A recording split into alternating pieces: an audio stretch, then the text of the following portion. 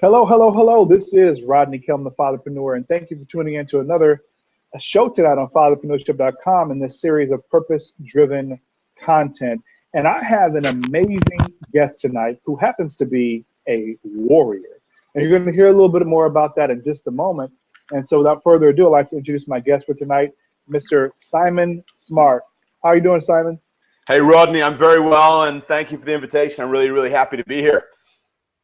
Yeah, I love your energy. Every time I've seen you online and caught some of your stuff, you always have a very high energy. So I know our conversation tonight is going to help somebody else out there, another man, another parent out there, to get some kind of breakthrough, to do something different, think about things differently.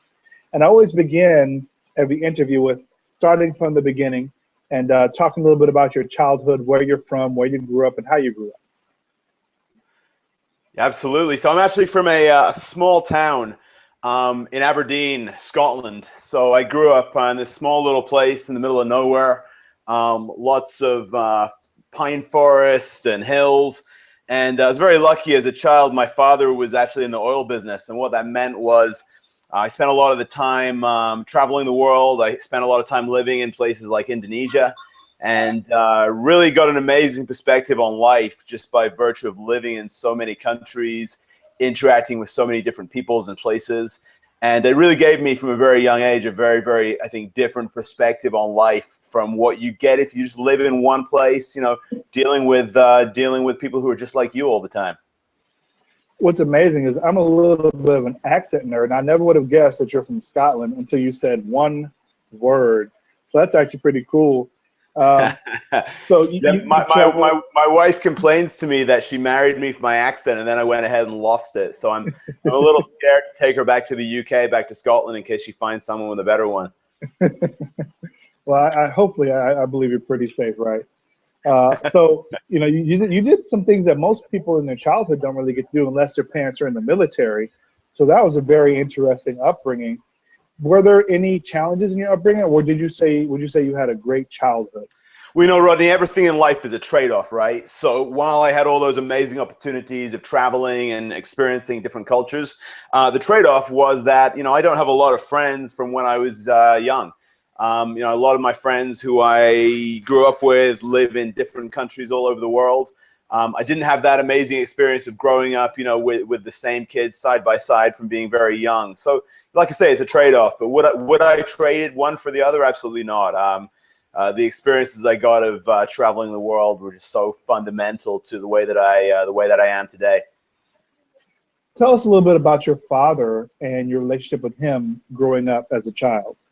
It's kind of interesting. So my father was an engineer, and I think I spent most of my childhood trying not to end up as an engineer. He was a man who worked extremely, extremely hard. Worked for the same company for 30 years before he retired.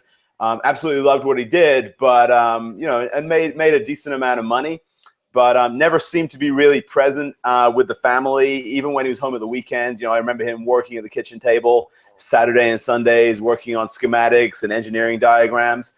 And so, he and I were always very different, and there was always a certain level of friction in our relationship. But over the years, we've kind of come to accept that we are and operate and view the world a little bit differently. And what really worked for me, and I think a lot of men who are fathers have had this experience, it wasn't until I became a father myself that I began to radically and rapidly recalibrate my relationship with my own father. Yeah, you're touching on a really interesting, theme that I've seen with my other guests. That's reconnect with your father in a different way when you become an adult.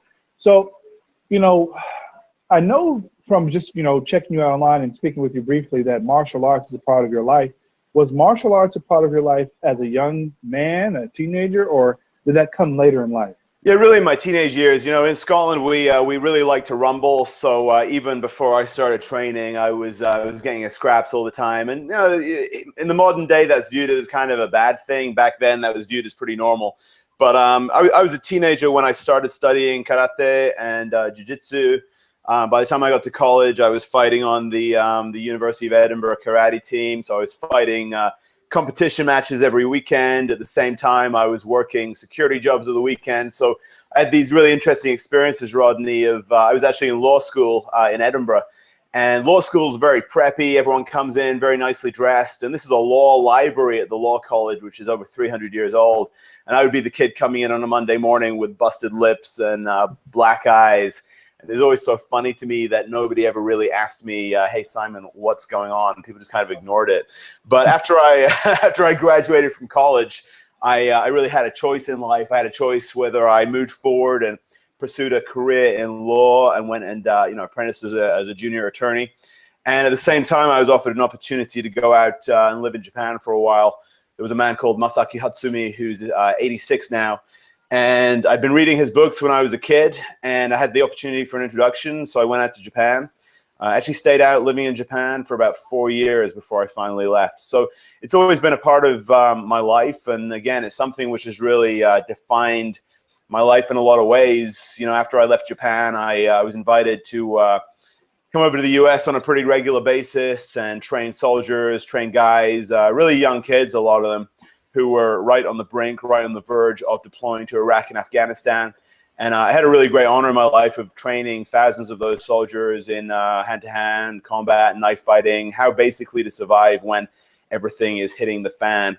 And it was on one of those trips that I met my wife, and eventually ended up staying over here. So if it wasn't for that choice to go to Japan and train really hard for years, I wouldn't be here. I wouldn't be married to my wife. My son wouldn't exist. So kind of interesting how life shapes itself, isn't it? It is. And, you know, I have a similar story with how I met my wife, but, you know, so I want to be clear, because the martial art you studied in Japan, it afforded you the opportunity to train U.S. soldiers. I want to be clear on that one. Yeah, absolutely. A lot of martial arts are very much based on grades and competitions and trophies and medals. Most of the old arts have none of that. So the art that I studied goes back about 900 years old to its origins. It's designed primarily for surviving on the battlefield, you know, 200-300 years ago. A lot of samurai arts, those kinds of influences, but it transitions very easily, very naturally into, you know, surviving on the battlefield in modern day armor, Kevlar weapons. So that's really where I got that intro. As it happened when I lived in Japan, there were a lot of guys who were from the West who were over there training in the dojo with me, and a lot of them were special forces guys, intel guys. And so that became my community for quite a while. And I was just very honored when I left Japan to have that opportunity to start coming over here and being a part of training people. What's the name of that martial art? The umbrella organization is the Bujinkan. It's Bujinkan Budo Taijutsu. So it's a combination of about 9 different arts. 3 of them are ninja schools, and 6 of them are samurai schools. And like I say, they just they have such a focus on surviving when things are going badly, you know, versus trying to win points and win medals. That it just makes it very easy. We didn't teach that particular art to soldiers. What we did was we took a lot of the basic principles, and you know, it takes years to learn a full martial art. So what we did was we distilled it down into some very, very essential principles that we could teach to soldiers in 10 hours. And what was really interesting was a lot of these soldiers on these pre-deployment bases, their training at the time in terms of hand-to-hand combat, a lot of times they'd be showing up in wrestling shoes, wrestling shorts. And then, of course, when you give them a 70-pound pack, a rifle, a pistol, Kevlar armor, you know, headgear, all those kinds of things, suddenly going to the ground and wrestling around isn't really a very sustainable practice. So that's why we spent a lot of time basically teaching them how to stay on their feet, how to keep moving, how to stay alive. You know, you might be the very first person I've ever met in my life that is a ninja samurai. I think you might be unique in that order. You might have met tons of us. They just didn't tell you about it. Right, because, you know, ninjas move in silence anyway, so they can't really say, hey, I'm a ninja. So I want to move the story along to where, you know, you're in the U.S., you met your wife, and our story sort of, you know, come together in around that 2008 time frame in the U.S. where something major happened. And I'll let you tell that part of your story, because I know that there's a lot of men out there, including myself, that can relate to it at that time or are going through it now. Go ahead and tell us a little bit more about that effect on your ability to earn an income. Yeah, I mean, what a year that was. I'd met my wife on one of these trips, and I'd actually been dating my wife long distance from the UK for about 3 years at the time, working on getting visas so I could get over here and get married. And eventually did. I had a job lined up, and I got out here. We got married right at the end of August 2008. And then, as a lot of us remember way too well, the early days of about the middle of September 2008, the entire economy crumbled into dust.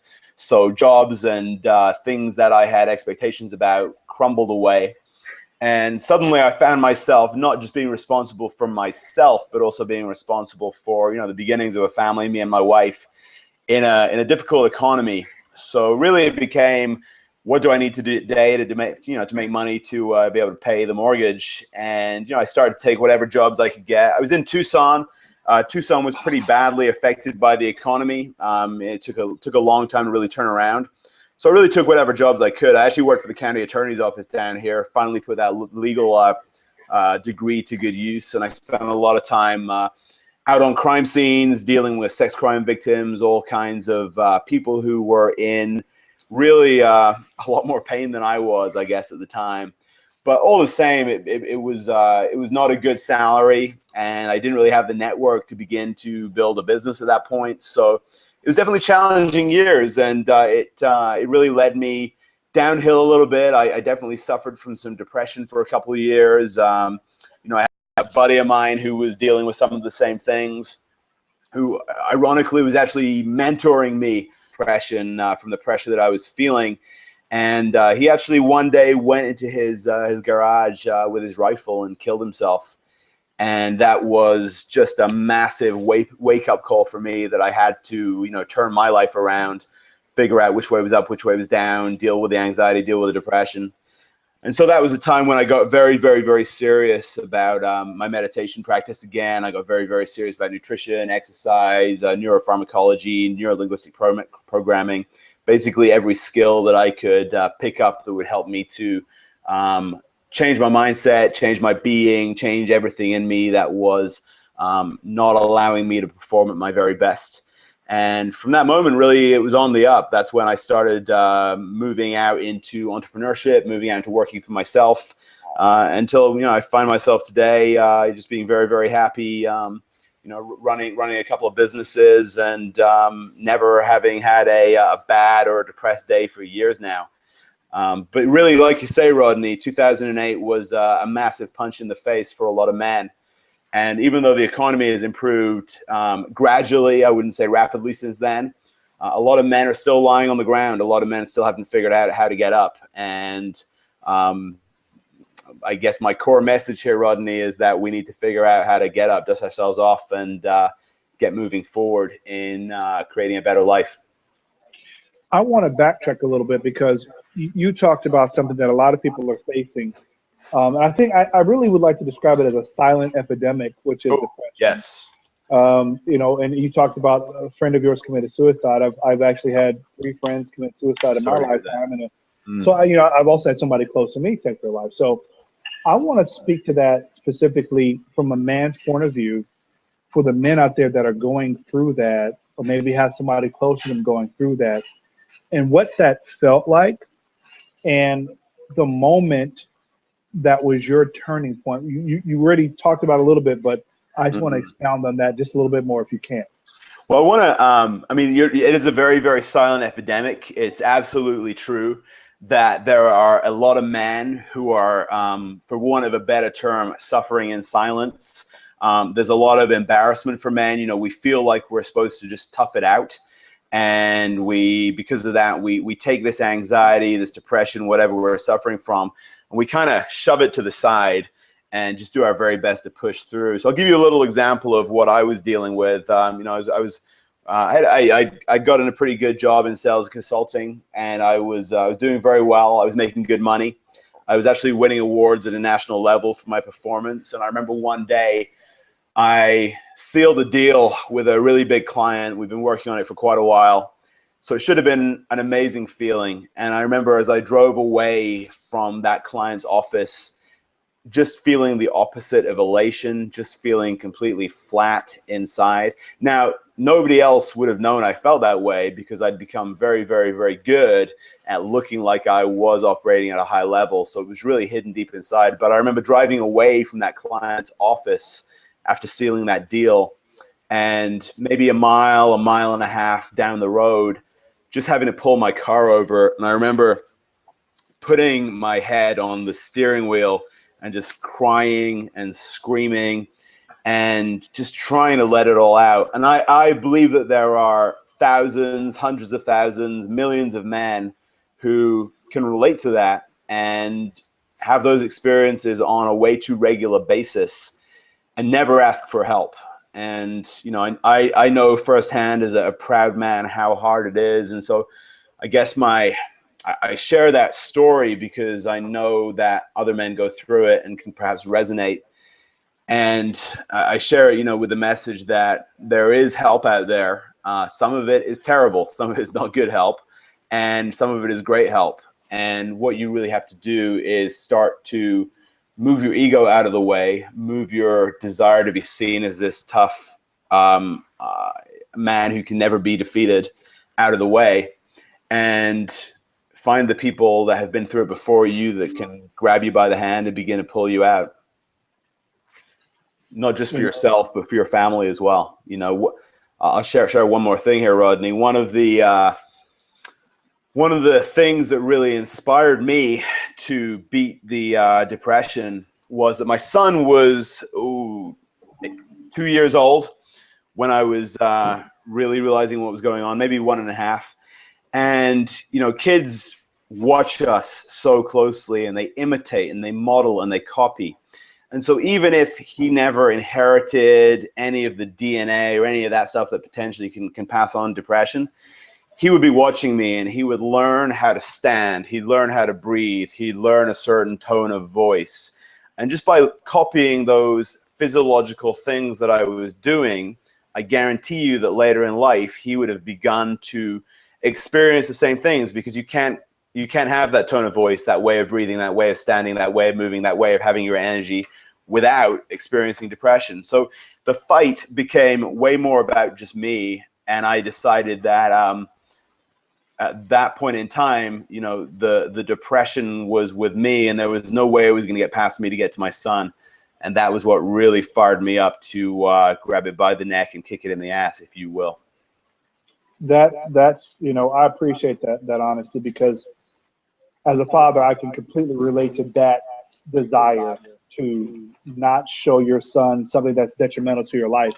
You know, I've been through situations where trying to work and grow a career that wasn't really for me, you know, almost dying at a job, and later on having to choose literally between my son and that job. Thankfully, I chose my son. And that was actually my head dive into entrepreneurship, because I knew from that point forward that I couldn't continue to go down the road of a system that wouldn't. I put it like this: I had to stop giving my life to a place that wasn't giving me life back. Mm-hmm. My son, my family give me life. So I know for you that there's a part of your story, which we're starting to get into now, which you just sort of explained with your son, where you made that decision. You said, my son isn't going to go down that road. I'm going to show him something different.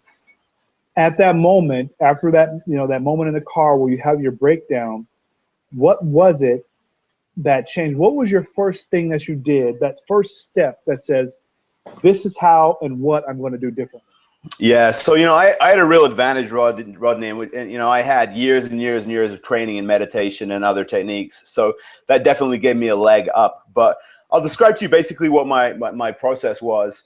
I'd been on a SSRI medication. I'd gone on that at a point when my depression hit me because it was very, very severe. And I really went on it primarily because my wife asked me to, and I wanted to honor her request, you know, because she was so scared of me crashing down further. Now, the problem with some of these drugs is that they, can take the symptoms away for a little while, but typically those symptoms creep back in, and B, they can cause side effects, which then can require you to go on to other medications. So after about 6 months of this drug, I wasn't doing any better. And when I tried to quit the drug, I got even worse. So my doctor told me I should go on drug number 2 as well as drug number 1. And to me, that was a little bit like going to Vegas, losing all your money, and then finding a loan shark to go in debt again. You know, you finally dig yourself into a hole you can't get out of. So I was very lucky. I found a really, really good naturopath who was able to give me a whole ton of supplements, which were essentially the precursors of serotonin, dopamine, things like that. And through those supplements, I was able to wean myself off the medication without too much pain. Then I found myself kind of addicted to these supplements, which were both expensive and, you know, it took a lot of time to get them all ready. So I actually started studying a lot about diet, and I realized that I've been very, very, like a lot of Western men, I was very low on fat in my diet. So I started to add a lot of avocado, a lot of grass-fed butter. I discovered Dave Asprey of the Bulletproof Diet and started using bulletproof coffee with coconut oil and MCT oil in the mornings. And I found especially that those coconut-based oils really were able to replace the supplements that I've been on. And that helped me off it. At the same time, I was also studying, like I say, a lot of neuro-linguistic programming. I was going deeper and deeper and deeper into how my mind worked and changing my dialogue, my inner language, my outer language. And so it would be great, wouldn't it, Rodney, to say that there was one thing that I did and suddenly everything was fixed. But unfortunately, life really doesn't work there. What you have to do is oftentimes come at a problem with all kinds of different attacks, different angles, and continually be studying yourself and how you're feeling and how your reactions are until you find the balance that really works for you. So I say that because I think a lot of guys that deal with depression think that there's one quick and easy solution. And unfortunately, or fortunately, like all the best things in life, what it takes is a lot of hard work and a lot of staying on task and a lot of basically deciding to not quit at trying until you beat it. I truly appreciate you saying that, because, you know, my family, we're in the process of changing over to a lot of the things that you just talked about. You know, the right kind of fats. And, you know, I'll save that sort of talk for another hangout, but it's important for anybody out there that's dealing with depression, especially men, that one, you got to say, hey, I need some help. Two, where to get it. And like Simon said, there's good help and there's bad help. I'm not a proponent of pharmaceutical drugs, have my experiences in my family, and we found natural things are a much better option, just like Simon has just described. A lot more benefits without the side effects. But moving along, if you could take those steps that you just heard, I mean, there's a multifaceted approach, but the first step is saying, I need to get better. Just like we've been an addiction to a substance, you have to admit, hey, I need some help. So I've been there, I've been depressed. I don't know what it was for me. I just said, hey, I know I'm depressed. I got to change something. That was just a weird mind thing for me. But so many people suffer in silence. So I thank you, Simon, for sharing those experiences. So as you transition, you know, you're in this, I believe you said you're at this time, you were in a sales job, getting a lot of recognition, but you had your breakdown. Career-wise, what did you start? You started to, you know, renew your mind. You started to get into neuro-linguistic programming, personal development, all these things. What were the business steps that took you away from the corporate career, and you know, sort of take us in that train of thought? I'll give you a little story first, which kind of is one small glimpse into why this was so important to me. With my sales and consulting job, I used to spend multiple months away at a time. I wasn't away consistently. I would just go away during the week and come back at the weekends. And my son couldn't communicate. His name's Nathaniel. He couldn't really communicate his frustration with not knowing where I was going in words. But he definitely started to become a little bit more emotional. I remember Sunday or Monday morning when I was leaving, he'd have a really, really hard time. He'd hide in the other room so as not to have to say goodbye to me, you know, pretending that if he didn't say goodbye, I wouldn't leave. I remember one weekend I got home and there was a photograph of him and I from the previous Christmas. And he had taken a pen and scribbled my face out. Not because he hated me, just because that was the only way he could find to process his feelings of fear and frustration over me being away all the time. And that really consolidated my belief that I needed to figure out something different to do. So what I did, I mean, again, like everything in life, it takes, if you want to make a change and you want to make a serious change, one, you have to get serious. And two, I believe you really have to go to war with the problem.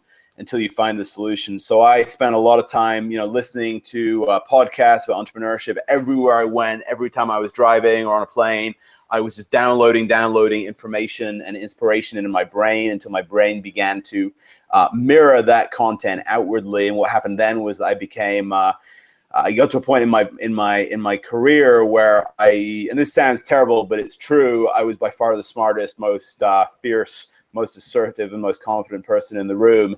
And when I got to that point, it was very easy for me to say, hey, I can actually do this on my own.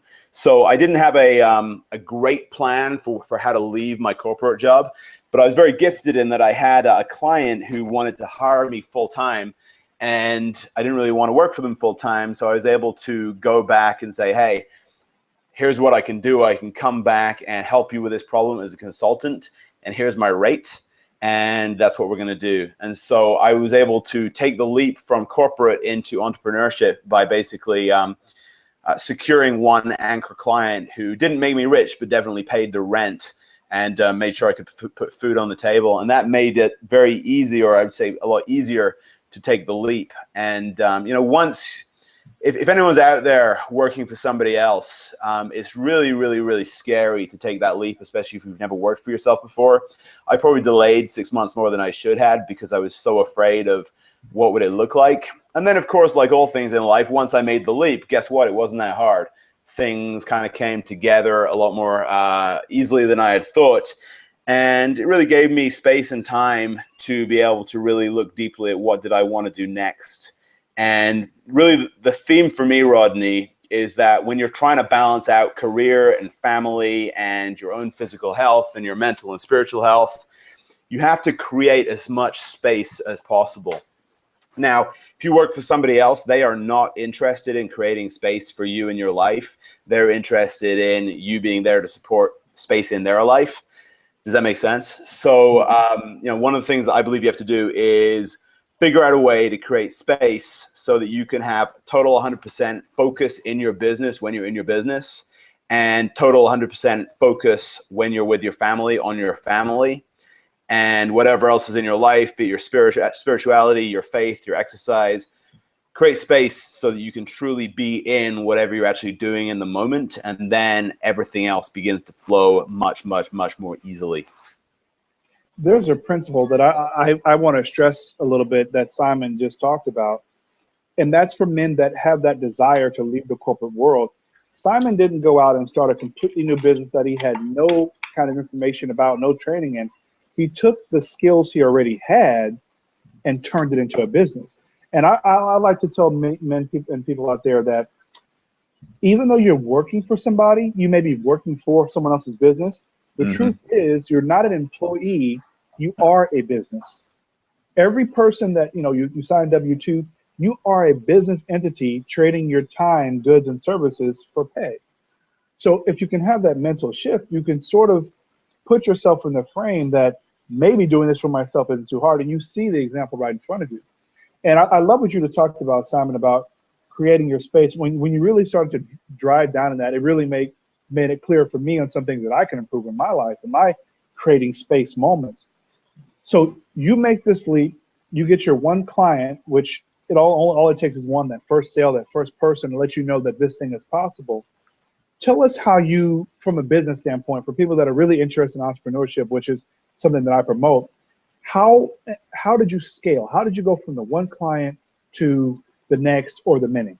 Great question. But I want to actually touch on one thing, Rodney, related to what you just said. So I see so many wannabe entrepreneurs who are frozen in forward motion because they're waiting to find the one thing which is going to make them millions, or which is they're going to do for the rest of their life. And that held me back for a little while. Here I was as an employee, essentially, trying to figure out this magical business I was going to create. And what I learned was just do something that gets you free. It doesn't have to be something you do forever. It just has to make you free enough so that you can begin to expand and really then have the space to create what you really want to create in your life. So that's an important principle that I try my best to pass on to everyone. So what I did was I got this one client, and that was a massive leap in confidence for me. I charged them at a pretty high rate per hour, more than I was confident even asking for, but they went for it. And I realized that I could create massive value in businesses. You know, this was a $8 to $10 million a year business. And suddenly here I was sitting with the owner on a regular basis, giving him strategy, giving him tactics, and creating a very, very positive impact on the business. So confidence is king, right? When you have confidence, it's so much easier to go out into the marketplace and prospect and consult and ask for the sale with other businesses. So I began to scale manually. I went to a lot of business meetings and networking groups and gradually started to get referrals. But then I took a massive right-hand turn, which is what I've been looking for the whole time. I actually hired a business coach. And when I was finally able to sit down one-on-one with a business coach, I was able to get out of my head and actually have somebody else who is an expert in the space look at where I was at, what I wanted, the direction I wanted to go in. So I went to him with the question of, how do I begin to scale this business? How do I begin to grow this to hundreds of thousands of dollars a year so that I can really create a better life for my family? And he took me all the way back to purpose and who was I?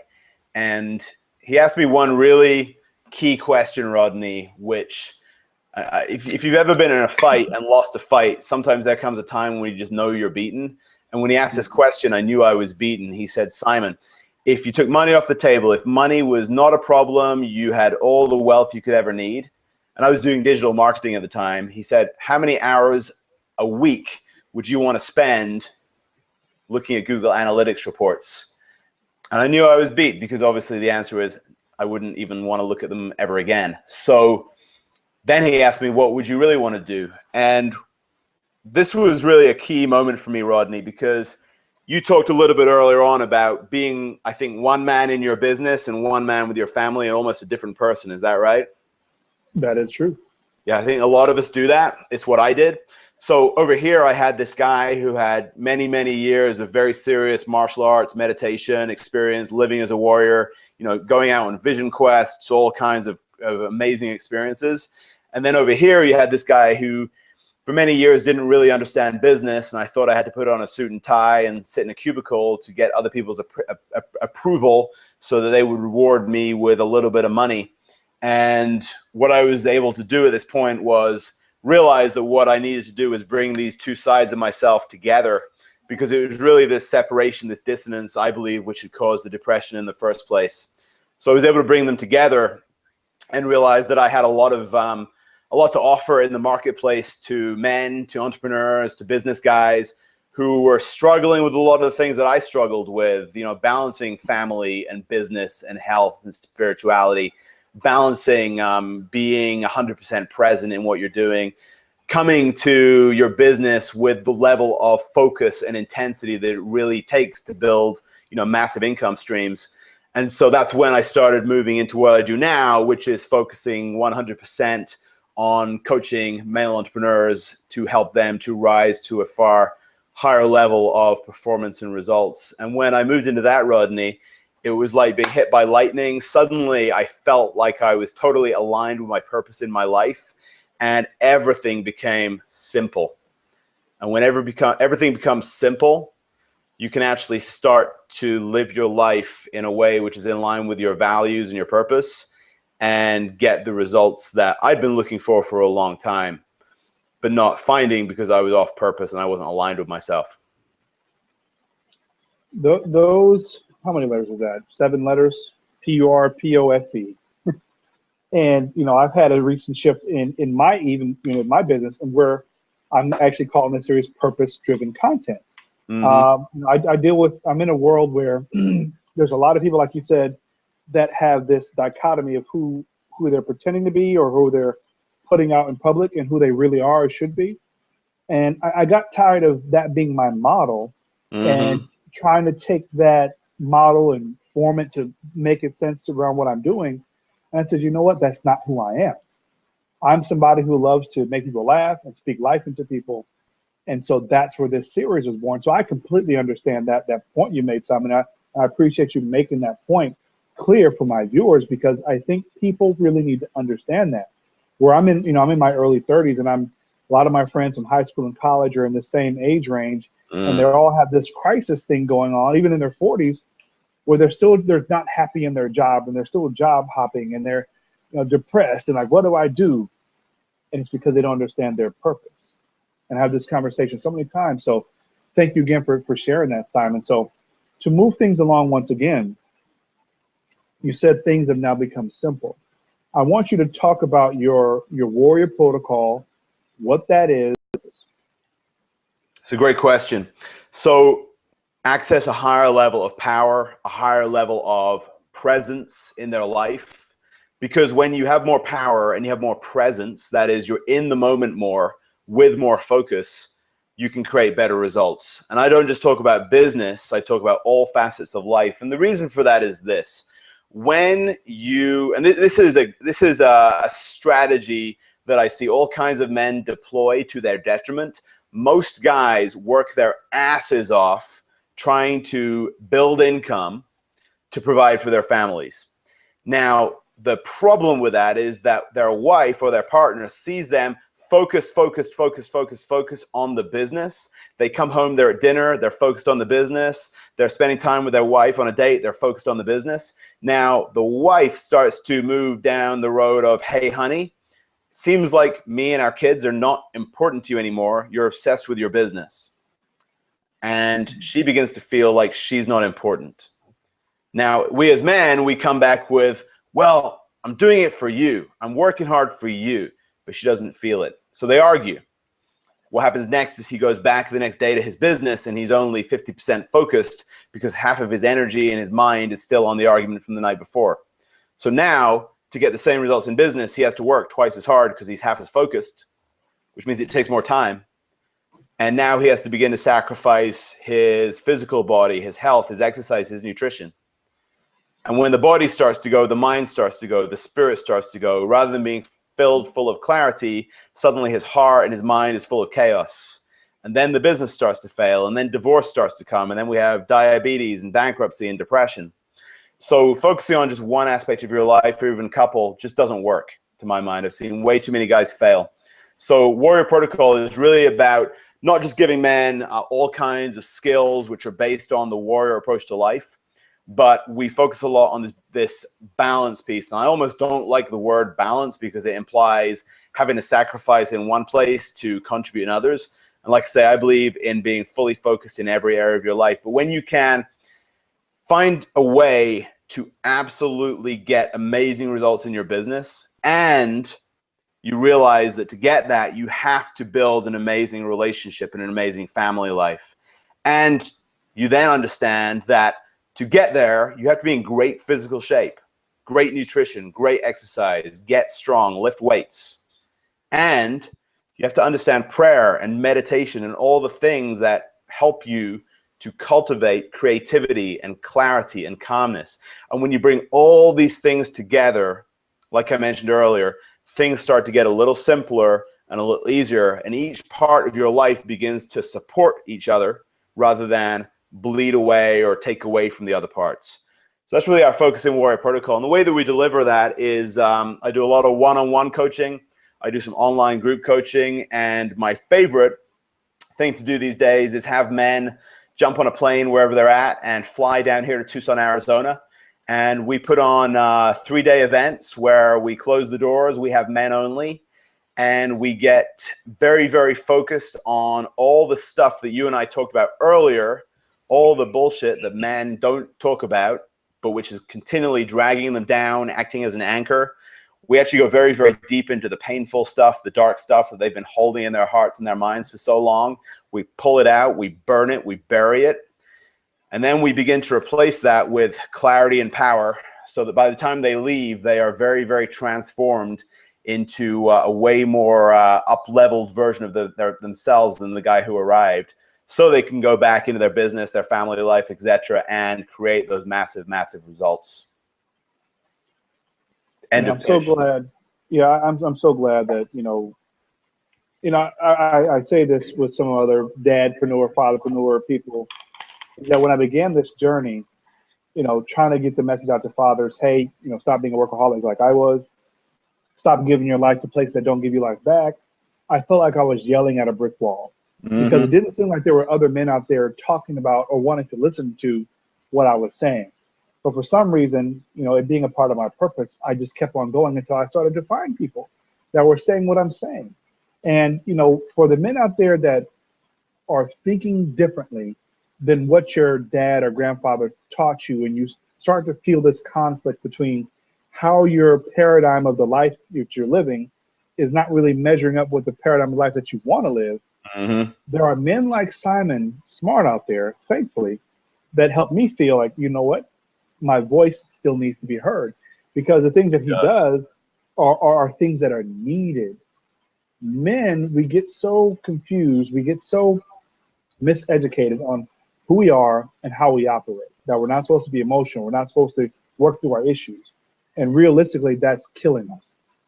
So many men dying in their 40s and 50s and 60s of heart attacks and stress because they just never dealt with simple issues. So go ahead, Simon. Yeah, or never living in the first place, which is even worse.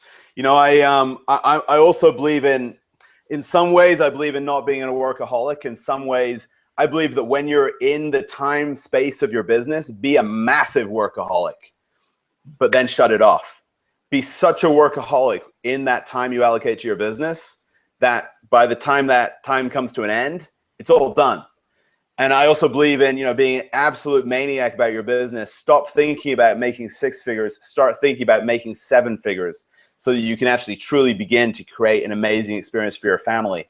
Money is not really an important thing. What money does is provides more options in your life, more freedom and options for your family.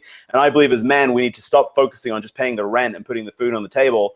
The way the world is set up now with the internet and technology and data, it's possible to very, very rapidly create an incredibly large, powerful business with just a little bit of focus. So that's my conversation on workaholism. And I say that because a lot of guys like us who are very, very driven, when we hear people say, don't be a workaholic, and this is not criticizing you, Rodney, I totally understand where you're coming from, and I completely agree with you. It's just sometimes when we choose certain words, I know certain guys get the wrong end of the stick. And so they hear don't be a workaholic, and what they hear is slow down. They hear settle. They hear create a little bit of an income so that you can have an okay life for your family. And I think most of us don't really want that. So I think it's all about understanding how to block off your time. And when you're in a certain time, be an absolute focused maniac about achieving results in that time. And the other thing I have to say on this is that, you know, I truly believe, Rodney, that we as men are living in one of the most difficult, confusing times that has ever occurred when it comes to understanding what it even means to be a man. So I was very, very lucky. When I was 22 years old, I was over in Japan. I was training with men who were very, very powerful, very experienced men. And I actually started to understand and almost be trained in manhood, because in our culture, we don't have any rites of passage. You know, the best we have when it comes to rites of passage is, okay, you're 18, here's a driving license, now you can buy a beer. Oh, and I'm from the UK, so we can buy a beer at 18. In America, you have to wait until 21. But there's no rite of passage. So I was given training, and I was sent up in the mountains on Vision Quest and these kinds of experiences that really created in me an ability to understand the beginnings of what it meant to be a man. Most guys don't even have that. And, you know, when you look at the way the economy is now, a couple of 100 years ago, our sons were growing up in rural areas, you know, on the farms. And dad would go out for the day and work the land and then come home, and our sons got to learn from us what it meant to be a man. Now we all leave, you know, and go to the factories and go to offices, and we're gone all the time. And of course, the other challenge for a lot of men is they grew up without even a positive male role model. You know, there are so many single mothers out there who work so hard to provide space and experience and an opportunity for their sons. But part of the challenge is that kids don't learn what you tell them to do. Kids learn by watching and copying. And it's very difficult for a boy to learn to be a man by watching and copying his mother, right? So I know there are a lot of guys out there who are in relationships that are divorced, who only have some time with their kids. And I really would call on those men to, despite the time limitations, be the best man you can be for your kids, because they really need it. If you have a son, he needs a design of who he can become when he's older. And if you have a daughter, she needs It made a lot of sense to me when you talked about the reframing of workaholic and being in that moment. That makes complete sense to me because that's where I'm learning. You know, I'm always honest and open on these things. I'm still learning that. My first step away was because I could never shut it off. It was always trade time for money, work 2 jobs, work 3 jobs, because I thought trading time for money was the best way to do it. And you were absolutely right about, you know, the internet and all the things. This is exactly what I'm doing. I'm leveraging the internet. I'm sitting in, you know, my formal dining room right now where my children are asleep, where in the past, right about now, I'd probably getting off work in about 13 minutes for my second job. And I'd already have left in the morning when they were asleep, or my son at the time, come home and they're doing the same thing. So now my life is different because I made that shift.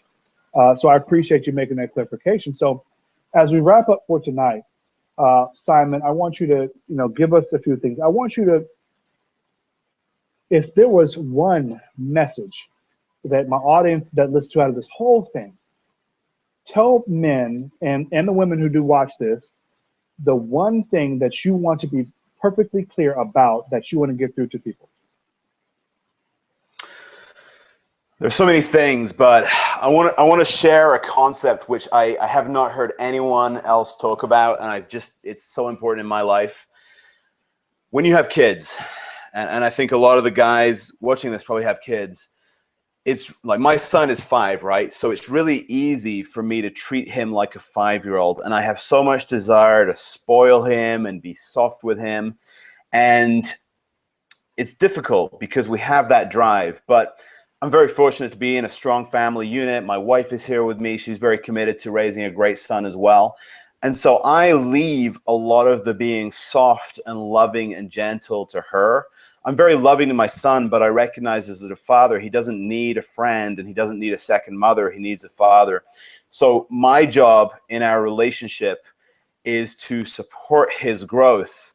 But I have these interesting experiences on a very regular basis where when I'm talking to him, if I'm disciplining him or supporting him or giving him inspiration, I find myself looking at him as a future 30-year-old man. And I try to base some of the ways that I talk to him and some of the insights I give him without throwing him in the deep end. That would be ridiculous. But I try to think about when I act, when I speak, how I show up with him. How will that impact him 15, 20, 25 years down the road? And I've spoken to a lot of people, and very few people seem to have this perspective, but I think that as men, we are very, very, very responsible for training the next generation. And I think it's easy to forget that in the busyness of day-to-day life. And of course, you know, the final part of this conversation, Rodney, is that kids don't, like I said, kids don't do what they're told. I certainly didn't when I was a kid. But what I did was I looked at people that I wanted to be like, and I did my best to model them. So I guess my final point would be for the mothers and the fathers out there, if you want to raise great kids, you have to become great yourself to inspire them. So I want to ask people out there to work every day, read, listen to podcasts, meditate, journal, study, go to school, whatever you can do to enrich yourself and allow yourself permission to step up into being great. You know, being great mentally, being great in terms of what you create in the world, be that business or art, or wherever your calling is. Don't do it okay. Do it to an amazing level because you're capable of doing that. You know, be in great shape, eat healthy, demonstrate what a healthy body looks like, because all those actions on a daily basis, repeated day after day, week after week, year after year, those things are what will forge your kids to create their own amazing life. And every time you give yourself an excuse for stepping away from your power and stepping down from your potential, like it or not, I don't make the rules, this is just how it works. You're creating an excuse for your kid later in life to not step up to their full potential. So don't do that. Well, to wrap it up, Simon says, don't do that. Simon says, don't do that. No, but the point about being great, that is something that needs to resonate with people watching this on the replay, watching it live, is that, you know, Les Brown always says, you have greatness on the inside of you. And whatever your faith background is, the truth is that that's the truth. and that you have an unlimited amount of potential on the inside of you, that you are responsible to release in this earth. And if you don't, you're being selfish, and you are actually making the graveyard the most wealthy place on earth. So share it while you're here. So Simon, I want you to, as you wrap up, give people your website, give people how they can get their information, how they get in contact with you, how they can plug in with your Warrior Protocol, your trainings, and all those things. Yeah, so as you can probably tell, I'm very passionate about this space, Rodney. I'm very called by Spirit, by God, to help people to my best capacity. So my website is warriorprotocol.com. People can email me at simon@warriorprotocol.com. I'm also fairly active on Facebook. There's a Warrior Protocol Facebook page, but I'm more active just at Simon Smart. Look me up, friend me, follow me, fire me a Facebook message. Let me know something on this podcast was useful, inspired you. Let me know if I said something that was junk. I'd love to hear that as well. I don't care. But if there's anything that I can do to help you or your family, reach out to me. I'm more than happy to try to help you. So is this the correct website right there, Simon, on the screen? warriorprotocol.com. My man, you got it. All right. So everybody out there that you need some help, when we all need some kind of help, Simon says go to warriorprotocol.com. I'd like to thank my guest for tonight, Simon Smart, all the way from Scotland, all the way from Japan, all the way from Tucson, Arizona, which is the state I was born. I was born in Phoenix, by the way, just a random little hint of something there. So I want to thank him for coming on to tonight's show, helping me deliver some purpose-driven content. My goal, of course, is to help somebody out there that may be suffering in silence, that needs a little bit of extra push, some information on how to move forward into their own greatness.